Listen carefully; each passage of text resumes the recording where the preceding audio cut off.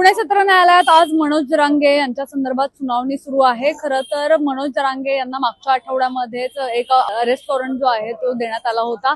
2013 मध्ये त्यांच्यावर जो कोथरूडमध्ये गुन्हा दाखल झाला होता त्याच प्रकरणी त्यांच्या आज या जिल्हा सत्र न्यायालयामध्ये जी आहे ती सुनावणी सुरू आहे।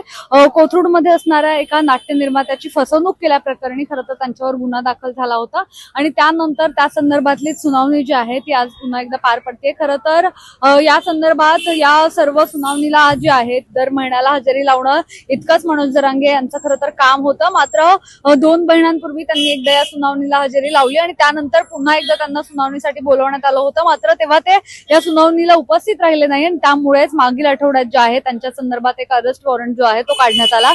काल खरं तर मध्यरात्री उशिरा जवळपास 2च्या सुमारास एका रुग्णवाहिकेमधून ते पुण्यामध्ये खरं तर दाखल झालेत आणि त्यानंतर आज 11च्या सुमारास त्यांची सुनावणी जी आहे ती पुणे जिल्हा सत्र न्यायालयामध्ये पार पडतीये।